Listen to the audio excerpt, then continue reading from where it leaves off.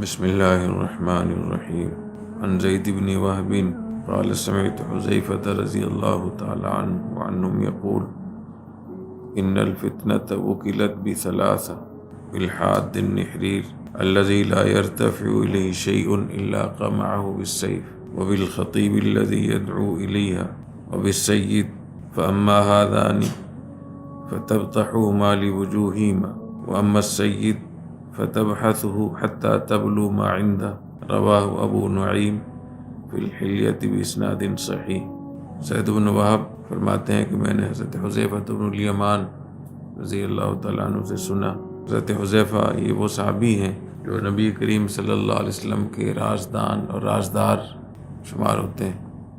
نبی کریم صلی اللہ علیہ وسلم نے حضرت حذیفہ رضی اللہ تعالیٰ عنہ کو قیامت تک آنے والے فتنوں کے بارے میں بتا دیا تھا، نشاندہی فرما دی تھی، یہاں تک کہ اگر 10 لوگوں کی جماعت بھی اگر ہوگی فتنے کی، اس کا جو بڑا ہوگا اس کا بھی آپ نے بتا دیا تھا ان کو کہ یہ فتنہ ہوگا۔ اور یہ نبی کریم صلی اللہ علیہ وسلم کا معجزہ ہے کہ اتنے کم وقت میں قیامت تک آنے والے سارے فتنے آپ نے ان کو بتا دی۔ لوگ آج کل اپنے لیے طے کرتے ہیں کہ ہمیں کس کو رول ماڈل بنانا چاہیے، کس کو آئیڈیل بنانا چاہیے، کس کے پیچھے لگنا چاہیے۔ تو صحابہ کرام رضی اللہ تعالیٰ عنہ میں حضرت حذیفہ رضی اللہ تعالیٰ عنہ سے کو ہمیں ان کو پڑھنا چاہیے، ان کی زندگی کے حالات پڑھنے چاہیے، کیونکہ اس دور میں ہمیں کیا کرنا ہے نبی کریم صلی اللہ علیہ وسلم نے خاص طور پہ حضرت حذیفہ رضی اللہ تعالیٰ عنہ کو بتایا تھا۔ حضرت عمر رضی اللہ تعالیٰ عنہ ان کو الگ لے جاتے تھے اور ان سے قسم دے کر ان سے پوچھتے تھے کہ منافقین میں یا اس میں میرا نام تو نہیں لیا تھا نبی کریم صلی اللہ علیہ وسلم۔ حضرت حذیفہ رضی اللہ تعالیٰ عنہ نے فرمایا ان الفتنۃ وکلت بثلاثہ، جب فتنے کا زمانہ جب آئے گا تو فتنہ 3 لوگوں سے اٹھے گا، 3 لوگوں کے سپرد ہوگا، 3 لوگ فتنے کا منبع اور مرکز ہوں گے۔ یا حضرات کو اور ہمیں اس روایت کو بہت اہتمام سے اس کو پڑھنا چاہیے، کہ ایسا تو نہیں کہ ان 3 لوگوں میں سے ہم تو نہیں ہیں، ان 3 لوگوں میں شامل تو نہیں۔ فرمایا بالحاد النحریر الذی لا یرتفع الیہ شیء الا قمعہ بالسیف، وہ جذباتی عالم، حاد مانا جذباتی حدت سے ہے، نحریر مانا بہت صاحب علم آدمی، صاحب علم ہے لیکن جذباتی ہے۔ کتنا جذباتی ہے؟ الذی لا یرتفع الیہ شیء الا قمعہ بالسیف، ہر چیز کو تلوار سے ٹھیک کرنا چاہتا، ہر وقت ہاتھ میں تلوار اٹھائی ہوئی ہے۔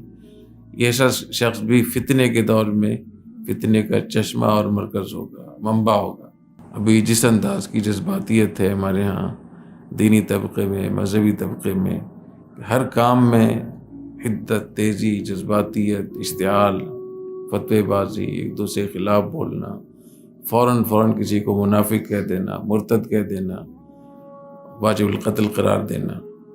وبالخطیب الذی یدعو الیہا، خطیب وہ بھی فتنے کے زمانے میں جو فتنے کی طرف بلائے تو وہ فتنے کا مرکز اور منبع اور ماوا بن جائے گا۔ اور اس زمانے میں خطابت کے ذرائع بہت آسان ہو گئے، پیغام پہنچانے کے لیے خطیب اسی کو کہتے ہیں نا کہ جو اپنی بات کسی ممبر پہ بیٹھ کے لوگوں تک پہنچائے۔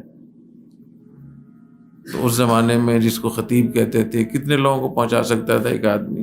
40,000 کو، 50,000 کو۔ ابھی واٹس ایپ پہ، فیس بک پہ، ٹویٹر پہ، یوٹیوب پہ ایک آدمی بیٹھے بیٹھے لاکھوں کروڑوں تک اپنی بات پہنچا سکتا ہے۔ تو یہ فیس بک بھی خطیب میں شامل ہے اور واٹس ایپ بھی خطیب میں شامل ہے۔ اب آسان بہت ہے، پہلے کوئی خطیب ہوتا تھا، اب خطیبوں کی تعداد بہت زیادہ ہے۔ وہ بھی سید، جو بڑا آدمی ہوگا وہ بھی فتنے کا مرکز بنے گا۔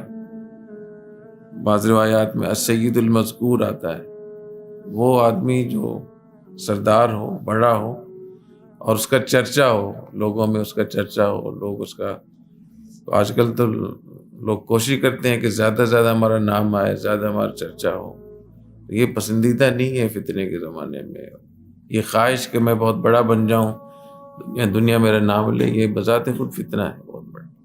فرمایا فَأَمَّا هَذَانِ فَتَبْتَحُوا لِوُجُوهِهِمَا، پہلے جو دو ہوں گے، وہ شخص جو ہر چیز کو، وہ جذباتی عالم جو ہر کام کو تلوار سے ٹھیک کرنا چاہے، اور وہ خطیب جو فتنے کی طرف دعوت دے، یہ دونوں آدمیوں کے بارے میں فرمایا فَتَبْتَحُوا لِوُجُوهِهِمَا، فتنہ ان دونوں کو منہ کے بل دے مارے گا.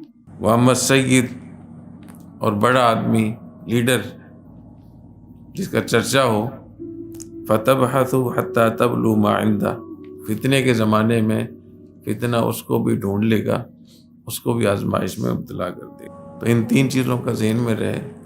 اللہ تعالیٰ ہمیں فتنے سے بچائے. اور اس پر بھی بات کرنے کی ضرورت ہے کہ فتنہ کس کو کہتے ہیں. جو حدیث شریف میں فتنے کا لفظ آتا ہے تو فتنہ کتنے معنوں میں استعمال ہوتا ہے، اس پر انشاءاللہ پھر بات کریں گے.